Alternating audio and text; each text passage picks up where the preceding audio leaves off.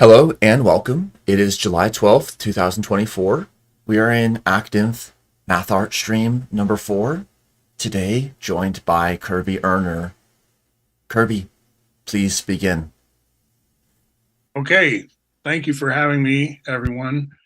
There's been a little bit of email traffic leading up to this, and I've been attending to this channel, and I wanted to just point viewers who see this later to that this is episode 4, and they're already on a journey, and it has to do with visualizing the fourth dimension and applying art towards this challenge.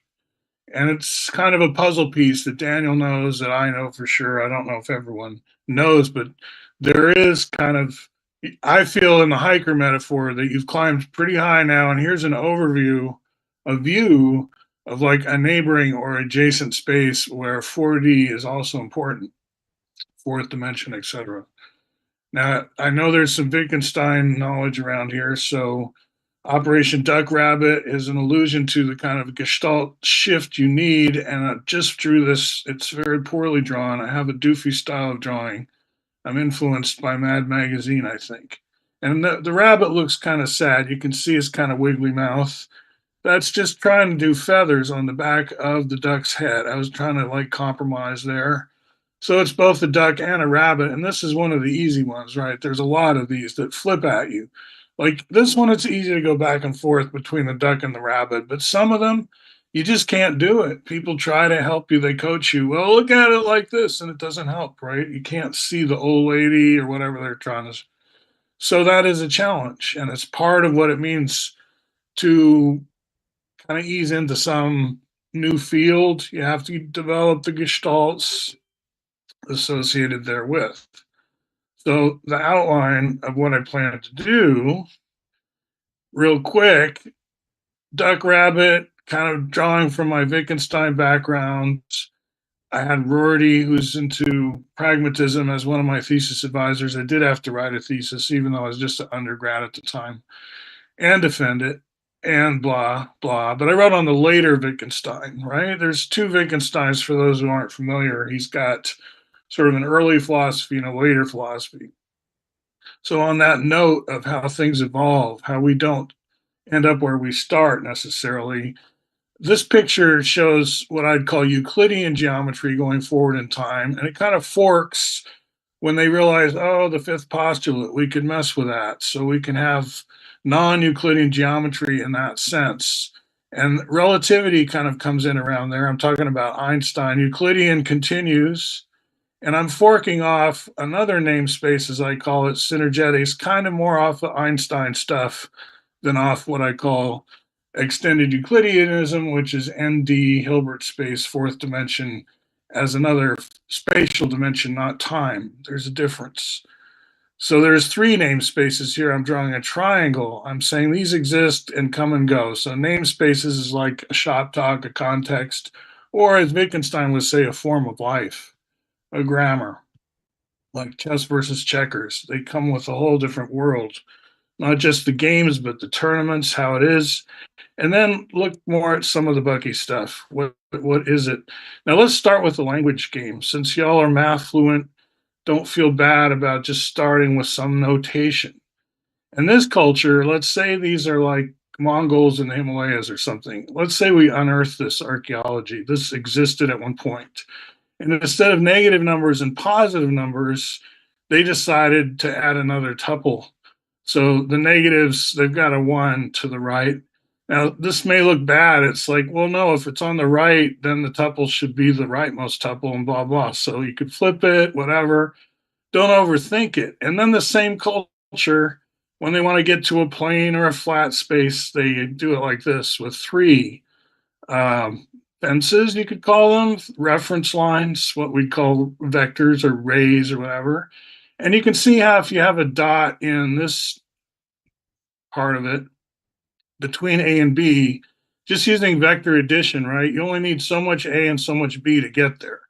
So a combination, a linear combination of A and B basis vectors is sufficient to get any point in this part of the y. This is just a flat y.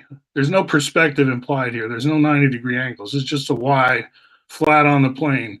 But I'm showing how you have to have a 0 for everybody here in the third place because there is no C component of resonance of this I'm trying to think of a region that's triangular, this triangular region.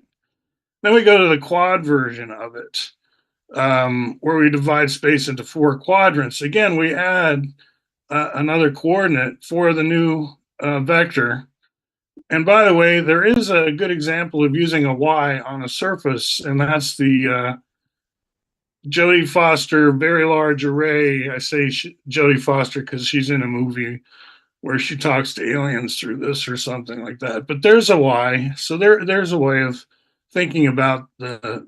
So there's a culture that does this, and at the what you would call or we would call the third dimension, we're already looking like this now. We want to address all the points in, I'd call it Euclidean space. It's the same space XYZ is about.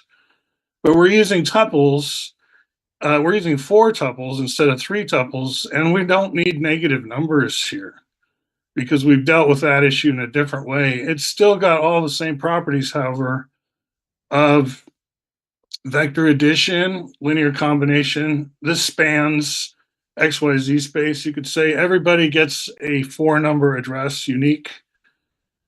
And so this is my cue when I get to the books, is to jump to a slightly different track. So Fuller Synergetics, what I just showed you, the quadrate coordinates, have all come out since Synergetics. They're not in this book, Synergetics. And in fact, people felt maybe it's a weakness of Fuller's critique of XYZ and cubic orthodoxy that he didn't have an alternative really to propose. And quadrates, I think he would have been excited about, but he didn't live to see them. So I just wanted to say that. Now, where should we put Fuller historically? Like going back recently, notice I'm segueing on the books. We got the postage stamp. He's kind of, in a way, he's an academic, but he's also very much a cold warrior. I think we can paint him that way without much apology. He was military industrial complex in a way. He worked with the military on shelter stuff. And here I've found something buried in the archives where he's recommending someone to be in a contact with Ho Chi Minh, somebody, some journalist, some British journalist. Bucky's saying, well, you should send him to Vietnam, whatever. So I don't know. I'm not the super expert on this, but I do know that he worked very closely pretty much his whole life with this gentleman, Applewhite, who I talk about. And Applewhite knew this guy who's one of the CIA guys, and there's Ezra Pound, and these two corresponded a lot because back at Yale, when this guy ran a literary magazine called Orlando, he was always being in touch with Ezra Pound, going over to Italy, met him and stuff. So there's starting to be a literary flavor to what I'm talking about. And also, why was Bucky a darling of the Pentagon? Well, because of this is a modern version of what they got into, the DEW line, the early warning system about monitoring way up north around the Arctic circles to sense what kind of activities might be coming over the horizon from the other side of the Earth, meaning missiles, jets, who knows, right? So, these are called weather stations as well because they're useful for civilian purposes. So you can say Fuller had this. In fact, I have from the trim tab list a recent posting I gave where I found an actual photograph of when one of his domes was in the garden of the Pentagon, like at the center, surrounded by the 5 wings or whatever we call them in that garden. They did even put this dome there at some point. Now, partly why I bring that up is because when I get to Coxeter and University of Toronto, I want to talk about a relationship between Coxeter and Fuller. And I want to mention the Pentagon's support of the Bucky patent on the dome and how this led to some consternation and conflict in a way. I'm not going to spend a lot of time on that. But so here we are back in 1928, and Fuller's got this 4D symbol, kind of weird looking, the teardrop shape Daniel's seen other versions or colored versions recently in the archives, and this is way back from 28. And he's throwing his hat in the ring, basically, as another one who's into this 4D as a meme. And 4D, there's a lot of ferment at the early 1900s. Now here we're talking 28, so we're quarter into it, but there's still a lot of thought and talk about what the fourth dimension means, what it's about, where is it going with, it's not that cut and dry, let's put it that way. And a good way to pick up that story is to go back and read this book, The Fourth Dimension, Non-Euclidean Geometry and Modern Art by Linda Dalrymple Henderson. She does a really good job of tracing the multiple strands, the multiple schools of thought. Now, I'd say there was kind of a shakeout over the course of the 1900s, and they didn't all survive, let's say, but Fuller had a strong sense of branding. He was into self-promotion. He didn't want to delegate how to advertise himself. He thought that was the most important thing. So he kept tight control over his own publicity. Escher is going to come into the story, but this is the space Fuller was most interested in terms of sphere packing, what we call the CCP or FCC, or what he called the IVM, isotropic vector matrix, which sounds kind of pretentious and long. And so that's why people have a problem with Fuller, is because he wrote everything it's all in prose. It doesn't look tightly mathematical. It looks like somebody writing a lot of loquacious verbiage that's maybe not very high quality. That's kind of what a lot of people's impression is. But I decided, now let's really see what's here. But you can see he's uncomfortable. He's like that whiny kid or that rebellious kid in early elementary school when the teacher draws a dot on the chalkboard and says, this is a point, but that's not really a point because point has no dimension. And you can see this is really a pile of chalk. So there's really the point, you can't really see it.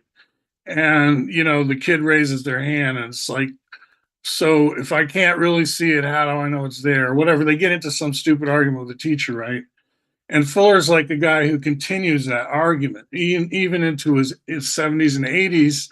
And he doesn't publish Synergetics until like 75 with the help of Ed Applewhite. But he doesn't like this infinitely thin planes, right? And there's this guy, Carl Menger, I found, not a logical positive, Vienna Circle guy. And he wrote this essay back when Einstein was treated more like a philosopher. In those days, Einstein was looked up to, and it's like, this is going to be a philosopher, and we're going to study Einstein in philosophy departments. Now, that never really happened. He's kind of in the physics department. Philosophy took a different tack. So you see in the title here, it's Albert Einstein, philosopher scientist. That's kind of like calling the Dalai Lama a scientist, which some people do, but it sounds weird, right? So geometry of lumps, Carl Menger in this essay is saying Euclid's assumptions about points, lines, and planes has this twofold idealization. First, we don't talk about the extension of the dots or the thickness of the boards. And also, they all have to be infinite, or at least if they start to be long, they have to, you know what I mean, right? So he's into infinity, which is fine, and he's into infinity of smallness. It's like with the infinite plane comes infinitely thin. It's like 1 over infinity. They're both there. What if you don't want that? What if you want a geometry of lumps? And also, here's pushback from Darcy Thompson, writing in 1918 to Whitehead, and he's having trouble with three-dimensional. And why are we saying three-dimensional again for space? Who came up with that? And, and he has an alternative. I would think it might be four-dimensional coordinates. We'll see about that. And so geometry of lumps in Fuller, this is quoting from Synergetics, is very much lumpy. He's like, size is always special case, but if you're talking about the eternal thing, it's metaphysical, whatever, it's not special case, it's timeless, it's sub-frequency. Means it only has shape. You add frequency, you get size, you get energy involvement. But if you're just talking about the shape of a thing, it's all about its angles. And a tetrahedron it's really simpler than a cube, and it's been too overlooked. He's kind of coming to Western civilization and saying, I see you went with the cube as your most important shape. You got these platonics here on the table. I like the cube, but what about the tetrahedron here? It's simpler. It's got fewer vertices, all these things. Why didn't you go with the tetrahedron? What's your reason? And, that starts a discussion, I think, that Fuller is triggering. And so if I were to teach this more in high school, to jump to the beginning of this show, I won't go through the whole thing. I'm not going to plod through any of my shows from start to end. Here, I would usually give some autobiography as well as biography about Fuller. And then I would jump to the books, and that's my cue. Let's go to some other place. Let's just talk a little bit of history. How would I introduce Fuller today as an historical figure? How would I do that? I've shown you sort of connections to Applewhite and Ezra Pound. That's kind of tenuous. But Ezra Pound is a clue. It's kind of poets. Fuller wanted to be seen as a poet. You can find where he says that, but then he plays a little language game, but you're not allowed to call yourself a poet. Only other people can call you poets. So he's like, he cites E. E. Cummings and all this. It's like, please, I'm a poet. But, it was kind of his revenge because he got expelled from Harvard a couple times. But by the end of his life, he delivered the Charles Eliot Norton lecture. And that's kind of a poetic position at Harvard. Anyway. So when I tell the story here on the lower left, that's Margaret Fuller, and that's his great aunt. And she's a contemporary of Ada Byron. And I like to link the two, not that they ever met or anything, but they're both free thinking women who are totally scholarly. I feel bad for Ada sometimes, but her dad was Lord Byron. And they didn't want her to know until she was like 21. And they take her into this room and they pull back this curtain, and there's a portrait, and this is your father. And she's like, whatever.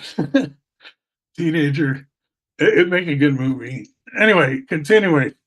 There's Margaret Fuller. See, she was an American transcendentalist. So you've got Emerson here.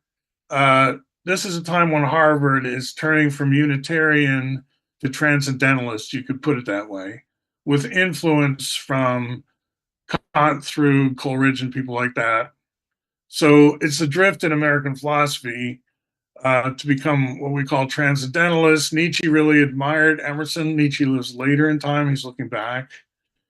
And okay, so here's me. I've thrown myself in. I'm much older than that now. That's my high school yearbook picture. And this gentleman is Sam Lanahan. And he turns out to be the grandson of Zelda and F. Scott Fitzgerald. But he was really into tensegrity and stuff that Bucky was into, and actually went as a personal escort or sort of gopher, chaperone, somebody to hang with when they went to the Philippines that time as a guest of the Marcos family to Manila. Fuller's flying around the world a lot by the time he's this age in this picture. And the coincidence there, an interesting coincidence, is I would have been a high school student in Manila right about that same time. But I wasn't really tracking Bucky then. I hadn't gone to Princeton yet, and therefore I hadn't read my Wittgenstein yet, and I didn't really get into the Bucky stuff until after that anyway. But I just wanted to give a little bit of my history, and then comes that same slide of Applewhite again. And here we've got Bucky with Ezra Pound towards the end of his life. And if you know about Ezra Pound and his story, he really felt he'd taken a wrong turn a few times because he ended up in prison, right? He was put in a mental hospital for 11 years for the stuff he was saying on Italian radio during World War II. And he was like, well, if I'd been in America, you would have let me say it because I would have been protected. But because I'm in Italy, a lot of people wanted him shot, right? It was a very controversial time. So I'm just taking you back to an older time that probably either don't know about, forgotten about, whatever. But Ezra Pound was very supportive of James Joyce. This guy in the middle, Hugh Kenner, he's a James Joyce scholar. and kind of Fuller's crowd in a way. You kind of wrote a biography of Fuller. So I'm trying to put Fuller in a literary circle instead of a science physics circle, even though he totally admired Einstein, really looked up to Einstein. Want to get to that relationship in a minute. And here we have Applewhite and Fuller in a famous picture on the right, the suave Applewhite, and that's Donald Coxeter in the middle. I don't have his picture label or anything. And this is Jeffrey Hinton on the left, considered the father of machine learning by some, the guy who quit Google not so long ago to warn us of the dangers of AI. Both of these guys are from the University of Toronto in Canada. Canada plays a really strong role in development of machine learning, et cetera, artificial intelligence. Sometimes I play up. In fact, right now I'll play up kind of the tension then between this sort of imperialist American, Buckminster Fuller, who has a patent on the geodesic dome, and M.C. Escher's son, who's immigrated to Canada and is thinking he wants to get into the dome business. Now, where do I get the story? It's from a published book by Siobhan Roberts called The King of Infinite Space, and it's about Donald Coxeter. She's also written a more recent bio of John Conway. But in that Coxeter book, she talks about how Coxeter was livid, angry, when he found out that M.C. Escher's son was being frustrated about getting into the radome business, in other words, building those domes across the Arctic Circle. Like smart young engineer maybe wants to get into that. Oh, but the Pentagon buys all its Bucky domes from Bucky. All those geodesic domes, there's a patent on that. And Coxeter's like, how do you patent the geometry of nature? You know, this stuff occurs naturally. Geodesic domes, you can find them everywhere in nature. And here's some American ego guy in the Pentagon who thinks he owns geodesic domes, and he's not going to let MC Escher. So Fuller and Coxeter develops a view of Fuller that he might not like Fuller. And I'm saying this relationship evolves over time. By the time Coxeter sees the Montreal Pavilion in 1967, he feels better about Bucky. It's like, this really is beautiful architecture, and this is a message of world peace and all this kind of stuff. And their relationship continues to evolve. But I'll never say it was very comfortable. But I also want to say, for the record, that let me get to this important slide. I'm going forward now through all this. See, the content of Synergetics, just to alert you to that, is very geometric. So I'm calling it a philosophical work in the humanities. I'm circling all that kind of stuff, as you've seen. But then when we actually start looking at the pictures, at the figures, it's all very geometric, right? And in gist, what it's about is it's saying, I'd really like this tetrahedron embedded inside a cube to be my unit of volume. I'd really like that. But that's never going to happen because the cube we're embedded in is second root of 2 on the edge. So obviously, the whole volume of this cube is second root of 2 to the third power. That's the volume of the cube. And there's a well-known theorem that the tetrahedron inscribed in a cube is a third the volume of that cube, right? That's not Fuller's, that's just general proved knowledge in geometry. So if you're ever going to have that tetrahedron be volume 1, the cube has to have volume 3. And it clearly doesn't, because the edges are second root of 2, and second root of 2 to the third power is second root of 2 to the third power. It's some crazy irrational numbers. So what are you talking about, Mr. Bucky Fuller? Well, he's saying, I'm going to change the meaning of third and second power. It's a growing tetrahedron that grows 1, 8, 27, 64 over here. And so when you raise something to the third power, picture a growing tetrahedron at that point. And so I'm going to grow my tetrahedron, this one inside here, using this alternative model. And therefore, my cube is going to have a different volume. It's not going to be, we're no longer going to use the right angle to determine what we mean by third power. And so here you see a quote where he's saying, schooled people all think of length, breadth, and height as these 3 separate things. Like, oh, I can imagine height without width.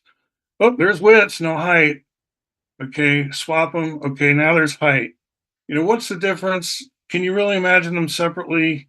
And Floor's saying, no, let's not do that. Let's just have one space to rule them all, and let's have the tetrahedron be its icon and not the cube.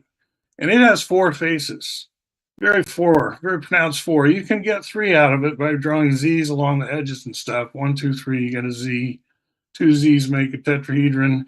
There's your three-dimensional intuition, but really, instead of going with the cube people, let's just start over, start fresh, and have our tetrahedron be 4D. So when you come to synergetics, it's kind of like you're in search of the fourth dimension, but you're thinking 3D plus 1, where's the fourth? And in this world, you say, here's all four. This is a four-dimensional space, but you just can't keep your other three. You're trading your car in for another car. Your 1, 2, 3, whatever, that's gone. It's all 4D. It's all tetrahedron all the way down. Everything's a tetrahedron, right? But that doesn't bring time into it. We've got to have rotation. We've got to have change. But kind of in a static sense, when you do that, when your tetrahedron's unit volume, your octahedron with the same edge length is volume 4. Your space-filling rhombic dodecahedron is volume 6. Now that's with the long diagonal of each face. The diamond faces, 12 of them, they have long and short diagonals, crisscross. Long diagonals, same as the edge of the tetrahedron, volume 6. Now these ratios are all there in XYZ. We're not changing the math. These ratios are there, but they're not teased out because our unit volume is the cube. And the cube does not play well with others compared to the tetrahedron. And there's the cube volume 3. So we have a different meaning of powering. We have an alternative. It's very alien. So I call this Martian math sometimes when I teach it to kids. It's like, this is how the Martians think. You never learned this in school, right? But check it out. So now that the tetrahedron is volume 1, we can section it up to fractional tetrahedron. There's one called the A module. And then there's another one called the B module that sits on top of the A module.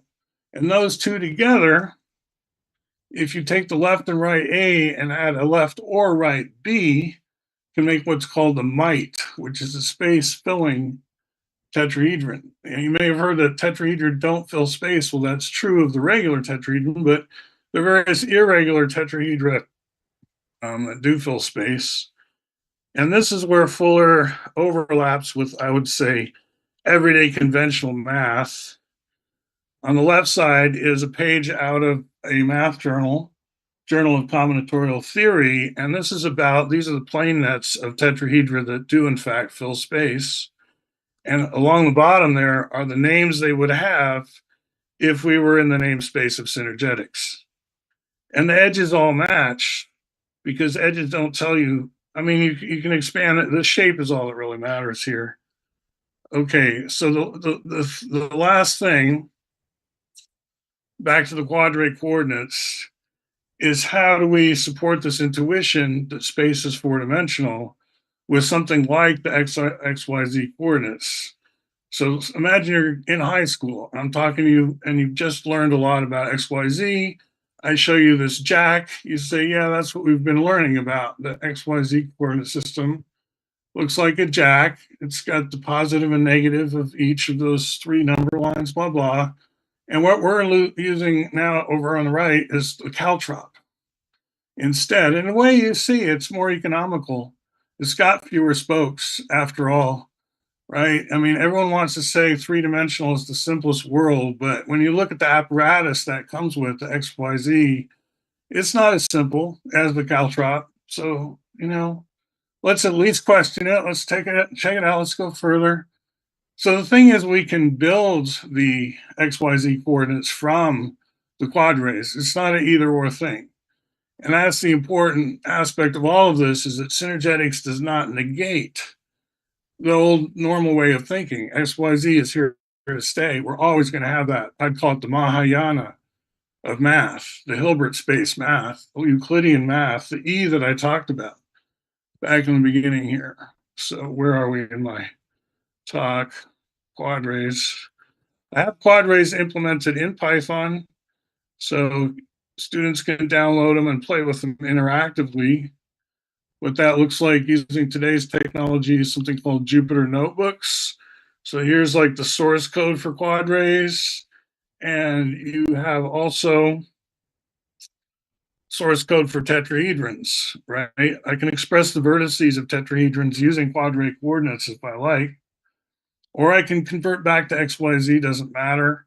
Either way, I have lengths like distances, and those are the same between XYZ and IVM coordinates. But I change how I compute volume because, as you saw, my third powering is no longer your third powering. When I say your, I mean XYZ people. You XYZ people, you use a cube to say third powering, and you always say 3 cubed. You don't stop to think that that could have been a tetrahedron at some point in history. It's too late now, let's say. Synergetics will never be popular because we've already made our choice. Let's put it that way. But had we gone this route, what would it have been like? What would the math have been like? That's an interesting question to ask. And so we changed the way we compute volume. I'll show you quickly. I take a well-known formula from history and one that's not known at all. This guy named Piero della Francesca in the 1400s. Just give me the 6 lengths of a tetrahedron, and I'll give you back the volume through this complicated computation I'll do. Just give me the lengths, I'll give you the volume. Same deal from Cayley Menger. That's our same Menger. This uses a determinant. And same deal from Gerald de Jong, except nobody knows about this one, and he's lost his derivation. But I used it for years. So I have these 3 different ways of taking the 6 edges of a tetrahedron and returning the volume in what are called tetravolumes. So we're no longer using unit cubes when we talk about what is the volume of X or Y, or shape A and shape B. We're talking about the tetravolumes thereof. So this slide deck is all about quadrates and their use. So this, I'll leave at this picture and see if there's questions at this point. So here, excuse me, here we are using quadratic coordinates in the isotropic vector matrix, which has kind of a scaffolding role, just like XYZ does. And I'm saying 2 times 2 times 5 equals 20. What do I mean by that? I just take the tips of those 3 vectors, 2 times 2 times 5, and close the lid. I just, add the 4th face and say that volume is equal to 20 of those little unit tetrahedrons. Now you'll notice this whole scaffolding is not solely made of unit tetrahedrons. It's a combination of tetrahedrons and octahedrons. That's why he patented it as the octet truss. Again, the Imperial American patenting the geometry of nature, how dare he? But what he was trying to show was, hey, I'm being pretty effective here. I devoted my life to helping people, and wow, I'm getting all these patents. Wow, look at me. I'm pretty cool. So there's his side of it there too, as to why he was so always trying to take credit for his thoughts, because he was trying to prove a point, which is if you commit your life the way he did to serving all humanity, and that's why he was different as a Cold Warrior. He never really took the side of either the Russians or the Americans. He's like, let me show you both how you can improve things. And so, that's a positive futurism. He was a positive futurist, and those are in high demand. So to get real sophisticated, because you guys are math people, if you take a determinant, you just take the quadrats of 4 points in space. So remember quadrats. I don't think it's a Hilbert space because there's no right angles to the coordinates. And there's 4 tuples. You lie them down, the 4 coordinate, the 4 positions of any these are the 4 vertices of any tetrahedron.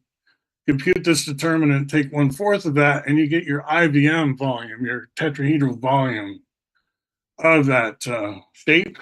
And interestingly, and I demonstrate this in Python for my high school audience, if you pick any 4 spheres in a closest packed sphere ocean, the IVM, pick any 4 spheres at random, connect them with the 6 edges, and ask for the tetravolume, you always get a whole number. Interesting. In this slide, I'm showing how once you understand about quadrats, you can input the corners of what we call the A module, shown in this picture. There's the B module, as quadrats, like the vertices are entered as quadrats, and then we feed it to the formula I just showed you. It constructs that determinant, and computes the volume. But the volume comes out what? 1/24th, because our unit of volume, again, is a tetrahedron. You got to live in a world where the cube of unit edges does not have a rational volume. Oh my God.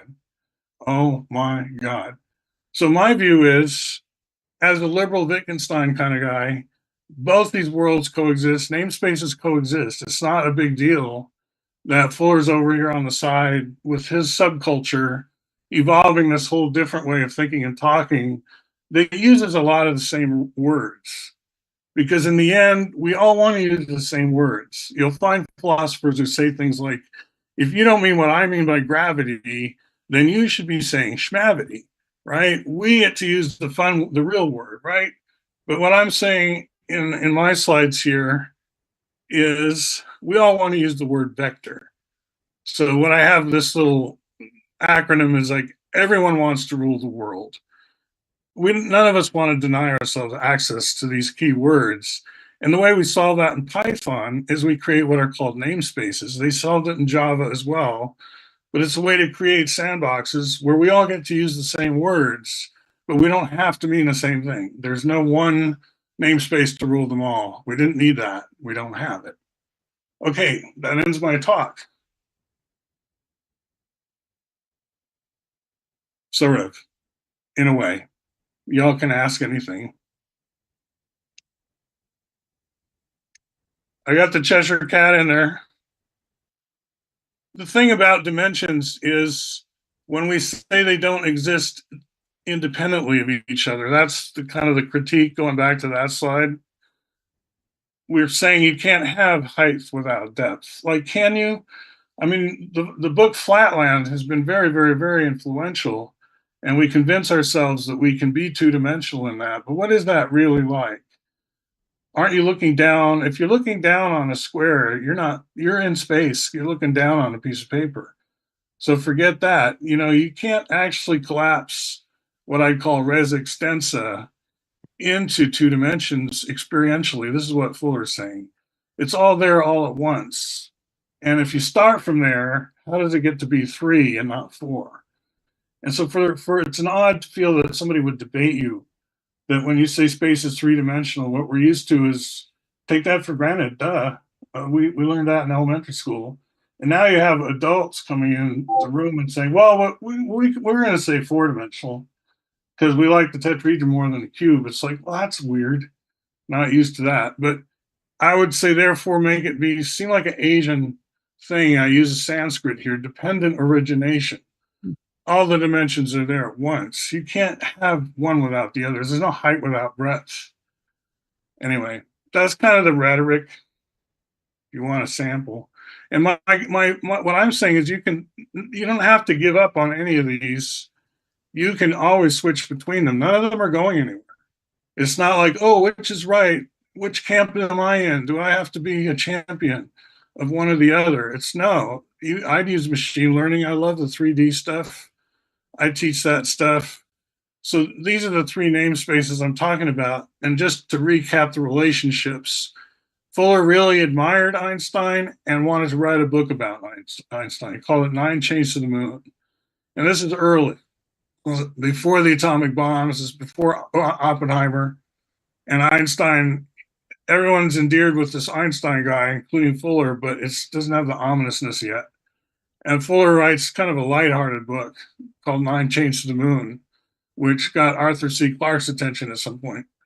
And they say to Fuller, look, you're nobody. What are you writing about Einstein? You got to be a genius to write about Einstein. There's about 5 people in the world who are allowed to write about Einstein.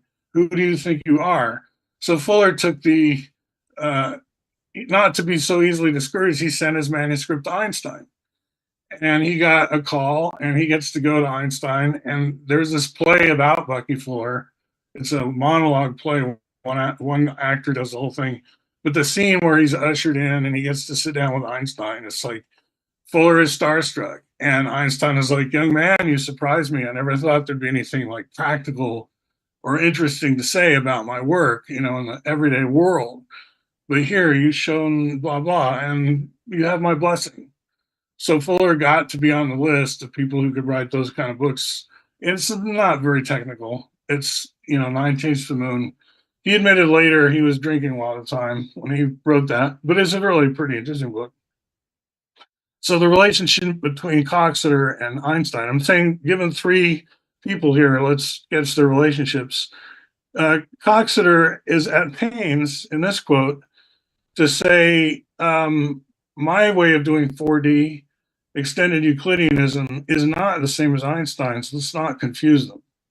And I don't think enough is done to help Coxeter make this point. A lot of people would not identify extended Euclideanism with Coxeter in particular.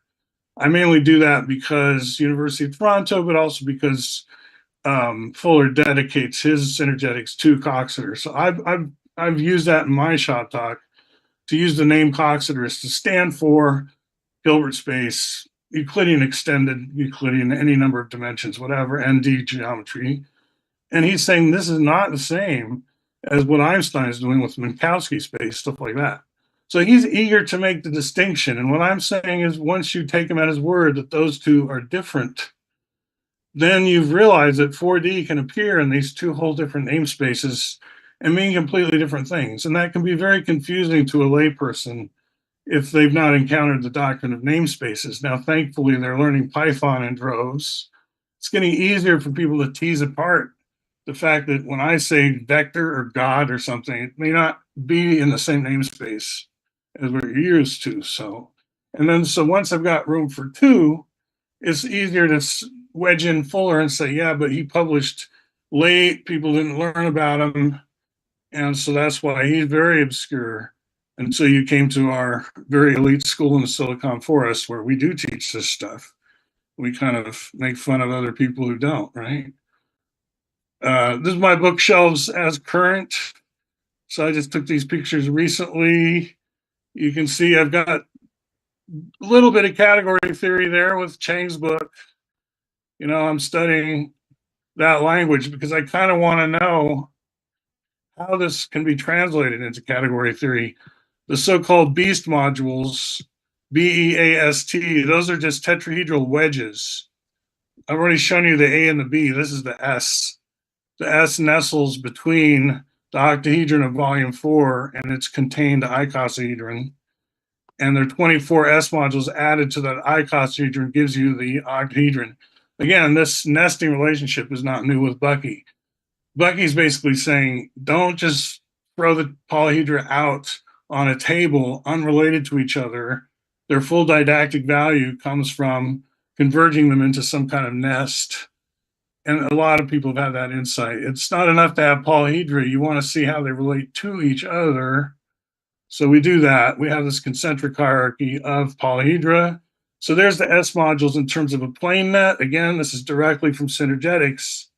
But when we compute the volume of it, we're not using standard XYZ math. We're using what I showed you earlier. So there's the links.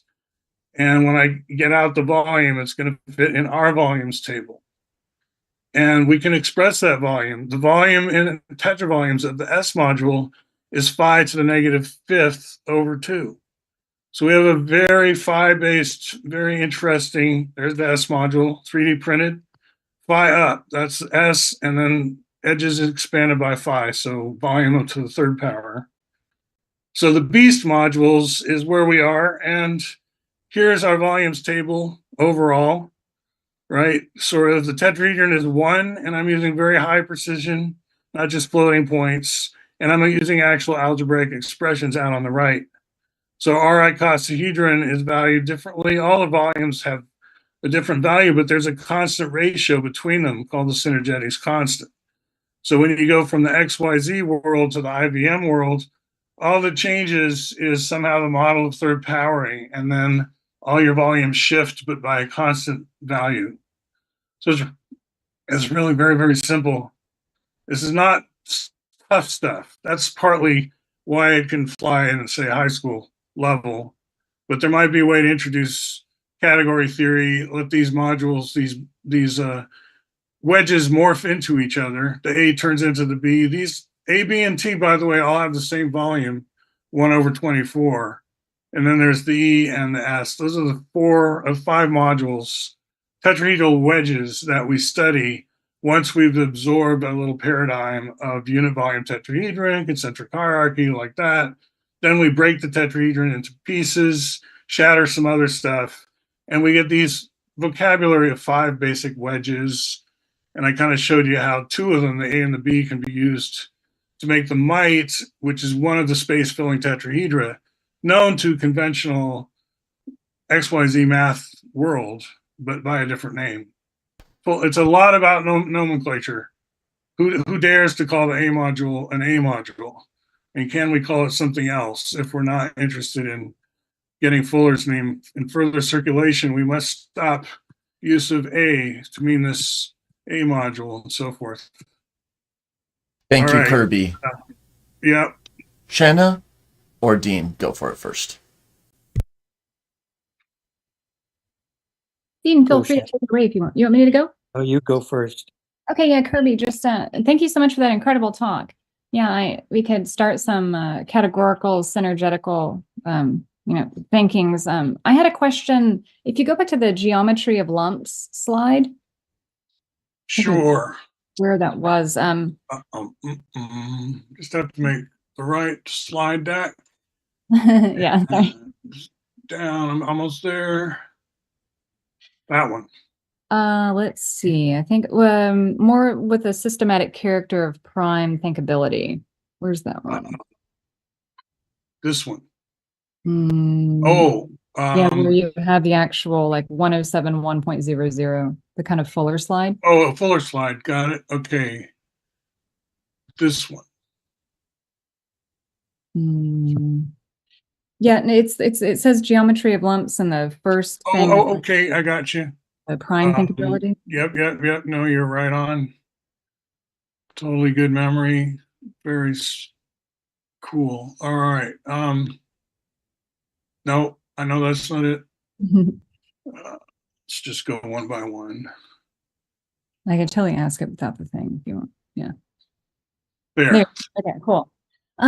So since you're like a Fuller expert, I want to ask if you can the systematic realization slide, where he says all imaging derives from experience.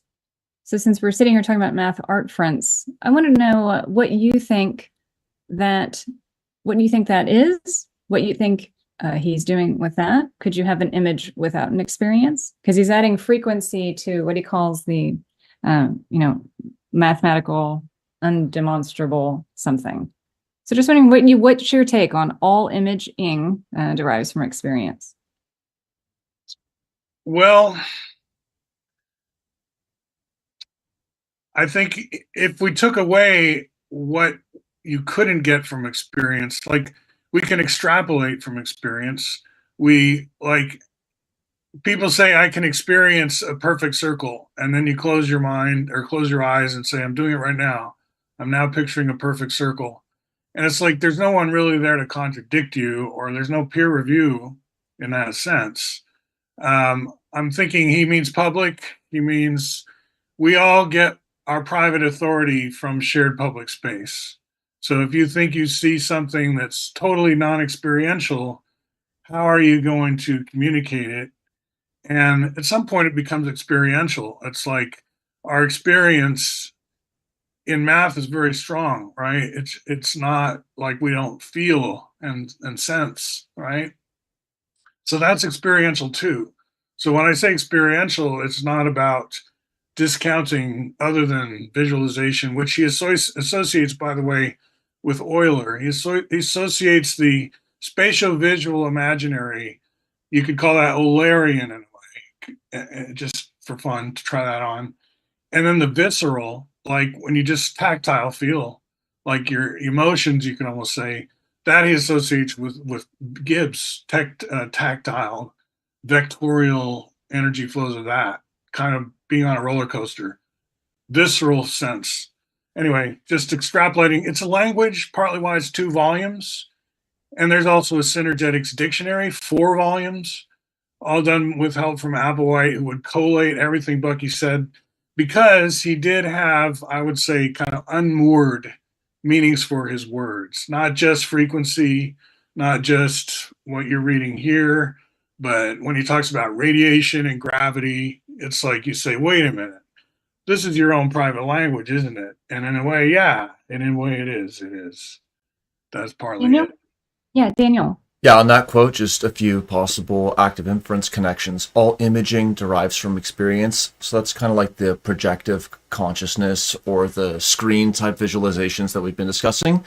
And then also the next line, I think, points towards cognitive modeling, because it's saying you can abstract to negative dimension, 0, 1, 2, 3. You can think / do anything.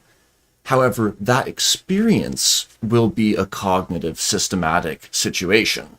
So that's kind of an embodied or a historical approach to math operations, which is like, yes, a mathematician can imagine an infinitesimal as the basis of continuity in a line. They can, and they're not wrong within that namespace world. However, that is happening on the organism's cognitive interface. I think because of my Wittgenstein background, again, later Wittgenstein, it's not required for a term to be meaningful for it to have a reference so that it actually points to something. So you can have a language that's chock full of meaning, and yet it doesn't really point to anything. And I take my analogy of driving a car. The steering wheel is as much part of the language game as the signage, the striped lines, everything about the road. In fact, where language begins and everything else ends, there's no line. So it's all just, language, you could say, the whole car, everything. And that's kind of an operational view of language. And in that sense, I don't say, well, no, really the job is to line up your words with the essence of things. That's kind of the Western metaphysics is if we dig down deep enough, we'll find the essence of the word logic or the essence of the word dimension. And it's our job to find that. And in a Wittgensteinian sense, no, it's our job to create language games that hold together until they don't, right? It's like namespaces come and go, like sandcastles on the beach, right? It's like it's not necessary to decide which one is, quote, true, right? They're forms of life. So that's why I'm thinking when I talk about these branches and different uses of the word dimension and so on, I'm saying, there's friendships here. Coxeter and Bucky ended up being friends. Einstein and Bucky admired each other. I'm sure Coxeter admired Einstein. There's nothing to keep us as human beings from jumping around between these, but it's a little difficult to do because of the required gestalt shifts when you jump from, say, XYZ apparatus into IVM coordinates and go from 3 tuples to 4 tuples. It can be jarring, right? But then after a while, it gets smooth, right? Dean, I think it helps understand XYZ to jump into quadrates, for example. I don't see them as, I don't see one as hurting the other. I see them as two APIs to the same means. And what I didn't show, just real quick, is once we are using quadrats, we can get whole number coordinates for all the spheres in closest packing. So I start with a nuclear ball. I do a layer of 12 around it, a layer of 42 around that, another layer of 92, another layer of 162. As I grow this outward, creating the CCP, I can just use 12 permutations of my original basis vectors. In other words, once you start with a quadrace, take 2 of one of any other 2, and none of a fourth, and do all 12 permutations of that, and you now have the hops you need to the neighboring spheres around the sphere you're in, the 12 around 1. And linear combinations of those directions. Therefore, on the right, you see all whole number, integer, positive integer addressing for CCP space. Whereas in XYZ, we don't have it. It's not that nice. So there are practical uses for this. I would say graphic arts people really need to know about the concentric hierarchy. Because adding quadrates, for example, if you just add you add triples of quadrates, you get the opposite tetrahedron, right? You get the inverse intersected dual. The tetrahedron is a dual of itself.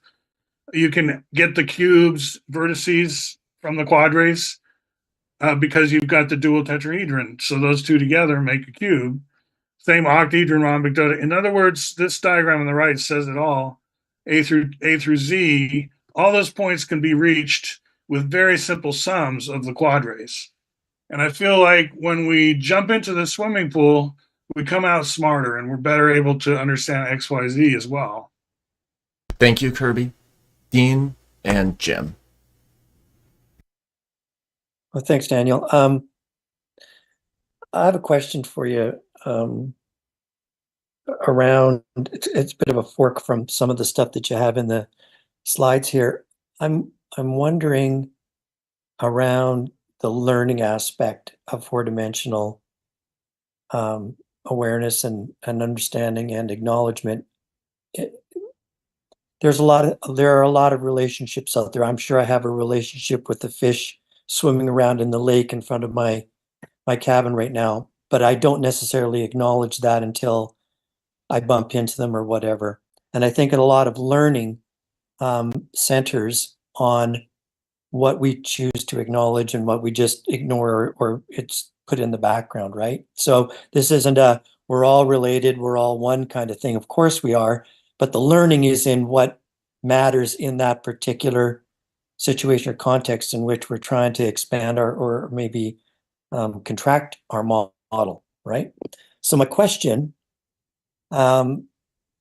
is around the idea that the synergetics forks off of relativity, or is in that still in that relationship forward dimension, and less Bucky the savior and more Bucky the man, by not taking a math or art, i.e. a Cold War side as relationship. Was Bucky a bit of a turd disturber? What was that? A turd disturber? Yeah, I'm trying to be polite, Kirby. I think he was a maverick and he did stir the pot and he was controversial and he caused a lot of there's still to this day all kinds of controversy swirling around Fuller. I think the only way to explain why something is straightforward and interesting, as I just went through, is so esoteric and unknown, has to be more than just, oh, I'm going to ignore it. I think, no, I'm going to actively suppress it. I'm not saying you, I'm just saying Fuller felt this himself, that he was going to be forgotten in a hurry. And I think it was partly because of that way he played the Cold War. He was not taking sides. And that it doesn't make you popular even today, right? So he had enemies, detractors. And like Kenneth Snelson, if you're into the lore, about that rivalry, just real quick, I think people need to deal with my story more. And I've got, this could seem self-serving, but I get more into where I put myself in the picture here. Kaufman, Rorty, stuff like that fits into the Bucky stuff. I'm saying I was Kenneth Snelson's first webmaster. I was also the Buckminster Fuller's first webmaster. So, like, here we are in the next generation. If you want to write another book about synergetics, you should talk to me, right? Because there's all these books coming out still where they don't even mention the beast modules. And my feeling is the boomers skipped Bucky. Like, they went to his lectures and they applauded and, oh, nice pat on the head, you're a good guy, you want the world to be a better place, but we're not going to pay any attention to the mathematics. And I'm one of the boomers, but I'm telling downline generations, I think my fellow boomers made a mistake. This was worth keeping. And I think my downliners get that. So this art by Casey House is not by me. But we're going to have a good cultural renaissance as people recover the damage done by the boomers. So can I just do a quick follow-up, Kirby, then? Of If course. we are looking at things as math art and we are not picking sides, should we anticipate that there are going to be a whole bunch of people out there who are going to pounce on this and hate? No. No, I don't think. I think we're past that now. That might have been true at one point, but I don't think we're in that time now. I think this stuff will smoothly gain traction. But in general, though, I do think art isn't neutral. In other words, propagandists on all sides use the tools of art to persuade. Art is a tool of persuasion, as well as just isn't this pretty. So, you know, I pay attention to that. But I think Fuller's stuff right now is in good shape. Like, we're not worried, right? Maybe at one point. But this stuff, I get to teach this. I'm online a lot. People love it. It's like I'm not having much pushback. So if that answers it all. Like, I'm not encountering any vicious anger myself as I push forward. Seems like the coast is clear. Come on in, the water's fine. And we need more math talent or art talent.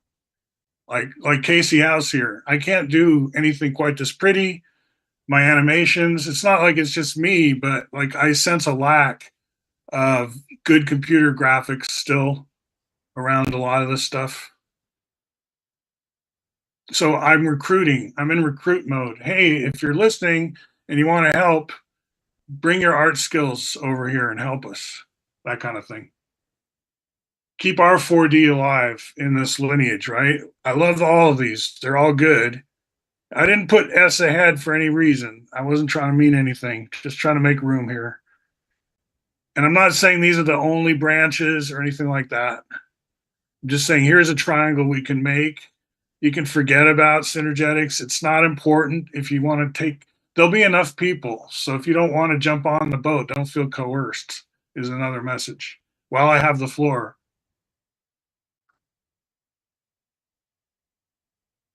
Thank you. And again, Jim? it's not either or. I'm a teacher of ordinary XYZ math a lot, right? I was a calculus teacher. So quickly, I grew up in Portland, Oregon. My dad's an urban planner, but he always wants to work overseas, not in the highly developed first world, so to speak. He's trained as a PhD planner at the University of Chicago, wants to work overseas in, quote, developing countries.